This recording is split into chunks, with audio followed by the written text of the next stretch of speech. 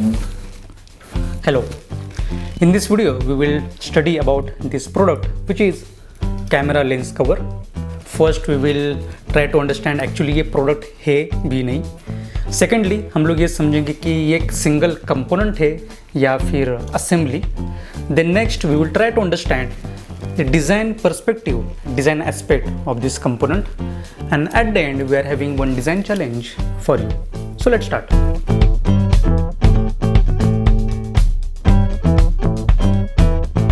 Camera lens के ऊपर dust and scratch ना आए, for that purpose we are having this lens cover.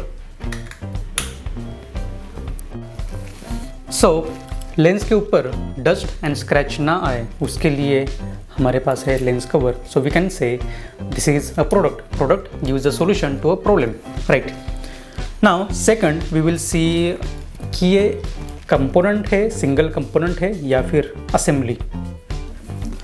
इसको अगर क्लोजली आप देखोगे तो आपको समझेगा साइड से दो कंपोनेंट ऑपरेट हो रहे. So we can say it is the assembly of three component.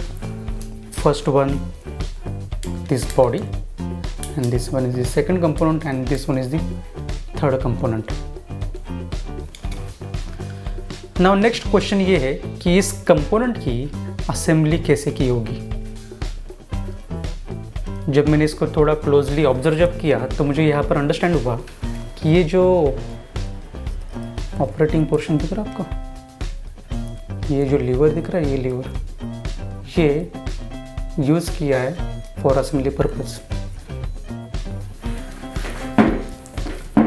तो लेट्स सी इसका असेंबली हुआ कैसे.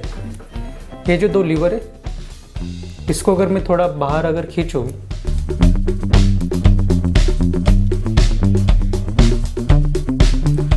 बाहर खींचने के बाद आपने ऑब्जर्व किया होगा, कंपेयर कर सकते हुए नीचे वाला पोर्शन को,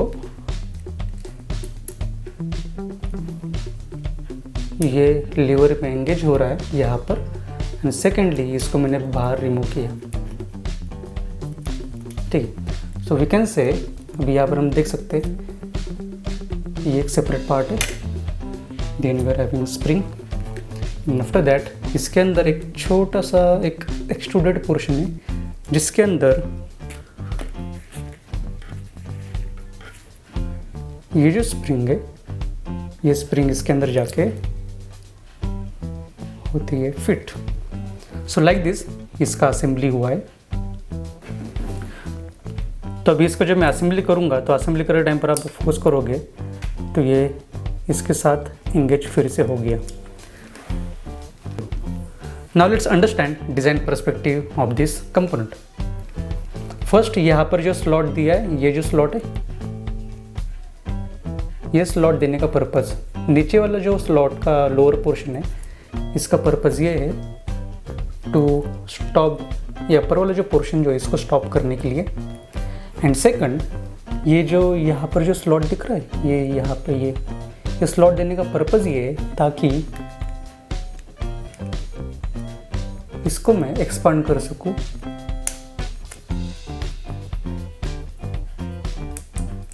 शायद आपको ये दिख रहा हो.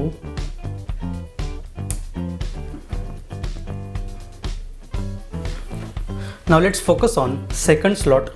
ये जो स्लॉट है, आई होप कि आपको ये स्लॉट दिख रहा होगा. नाउ ये स्लॉट देने का पर्पज़ क्या है.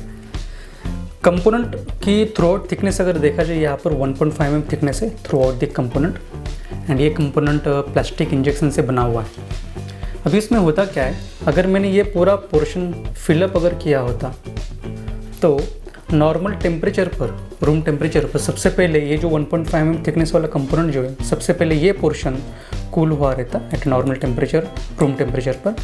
एंड इसको ठंडा होने में या फिर नॉर्मल टेम्परेचर पर आने के लिए इसको टाइम लगा रहता. तो सबसे पहले ये ठंडा होगा, देन ये. तो टेम्परेचर डिफरेंस की वजह से होगा क्या, यहाँ पर डिफॉर्मेशन एंड श्रिंकेजेस होने का चांसेस ज़्यादा है. सो दैट्स वाई वो इशू ना हो या फिर रिजेक्शन ना हो, तो हमने किया क्या है कि यहाँ पर हमें स्लॉट क्रिएट किया है to maintain the uniform thickness throughout the component.